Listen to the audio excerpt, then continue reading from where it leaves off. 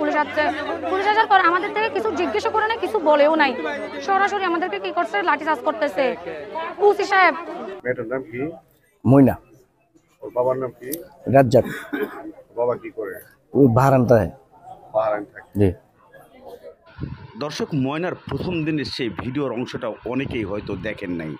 ময়নার প্রথম দিনের ভিডিও অংশের সেই দৃশ্যগুলা অনেকেই না দেখার কারণে আবারও আপনাদেরকে আপলোড করে দেখাতে বাধ্য হয়েছে। কি সেই দিন কি ঘটেছিল, কিভাবে ময়নার লাশটা গাড়িতে নিয়ে যাওয়া হয়েছিল যে প্রশাসনের লোকেরা, তা দেখেই আপনারা অবাক হয়ে যাবেন। যা কমিউনিটি গাইডলাইনের কারণে আপনাদেরকে আমি সঠিকভাবে দেখাতে পারছি না। তবে কে বা কারা এই কাজে সহযোগিতা করেছেন এবং কে বা কারা অপরাধী ছিলেন তা এখানেই বোঝা যায়, যা অবাক করা তথ্য এনে দিবে এই ভিডিওর মাধ্যমে। মেয়েটার নাম কি? ময়না। ওর বাবার নাম কি? রাজ্জাক। বাবা কি করে? ওই বাহারান্তা হয়। বাহারাইন থাকে। জি। কারো কোনো না না না না না কাউকে কোনো সন্দেহ করে না।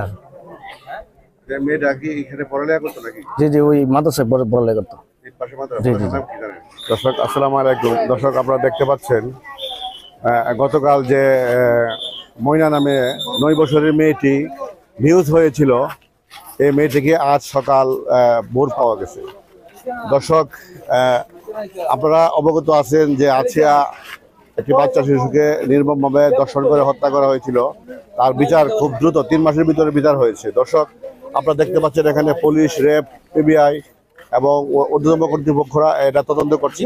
আর সকাল থেকে এই ঘটনার শুরু থেকে এই পুলিশ এবং প্রশাসনের বিভিন্ন কর্মকর্তারা তদন্ত করছে।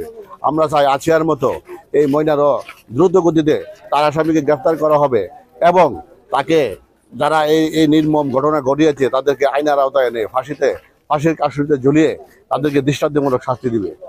এই প্রত্যাশা রেখে SNTVর পক্ষ থেকে এবং অগ্নিশিখা দৈনিক অগ্নিশিখার পক্ষ থেকে আপনাদেরকে শুভেচ্ছা এবং আমাদের সাথে থাকুন, আপনারা আরো বিস্তারিত জানতে পারবেন। ধন্যবাদ। আমি আপনার অফিসের ইনচার্জ সহেল থানা এবং পিবিআই টিম এবং অন্যান্য সমস্ত আমরা একসাথে কাজ করতেছি। ঘটনাটি এখনো তদন্তাধীন, এটা তদন্ত চলতেছে। প্রাথমিকভাবে আমরা তো জিজ্ঞাসাবাদের জন্য মুয়াজ্জিন এবং ইমাম সাহেবকে নিয়ে যাচ্ছি, আটক করে জিজ্ঞাসাবাদের জন্য নিয়ে যাচ্ছি। তাদেরকে ফাঁসিতে ঝুলানো হোক, আমরা সবাই যা দাবি এটা, সবাই দাবি এটা তো আমরা যতক্ষণ এটা বিচার না পাবো আমরা এটা সবসময় আমরা এটার জন্য সজাগ থাকবো এবং আমরা প্রশাসনকে যে কোনো বিষয়ে আমরা এলাকাবাসী আসি আমরা সহযোগিতা করবো, যে যতটুকু তথ্য জানে সবাই সেই সহযোগিতা প্রশাসন করবো। আর আমরা প্রশাসনের কাছে একটা দাবি, আমাদের এই বিচারটা সুস্থভাবে তদন্তের মাধ্যমে দ্রুত গতিতে। জি, আপনার নামটা বলেন। আমার নাম মোহাম্মদ হামিদুর রহমান। বাবার নাম কি? মৃত আমানুল্লাহ। এই মসজিদের নাম কি? আপনি পাড়া জানেন? ওর বাড়ি কোথায়? আর হবিগঞ্জ বানিয়েছে দোকানপাড়া। যে মেয়েটা নিয়ে ঘটনা করছে, মেয়েটাকে চিনেন আপনি? মেয়েটাকে চিনি, আমার পাশে। মেয়ের বাবার নাম কি? মেয়ের বাবার নাম রাজ্জাক। তার ফ্যামিলিগত সম্বন্ধে অবগত আছে আপনি? বাহিরে আছে তারপরে সকালবেলা সারাইতে গেলাম বিচারলাম, সকালে 6টার সময় মসজিদের দোতলায় পাওয়া গেছে। মেয়েটার নাম কি? ময়না। ওর বাবার নাম কি? রাজ্জাক। বাবা কি করে?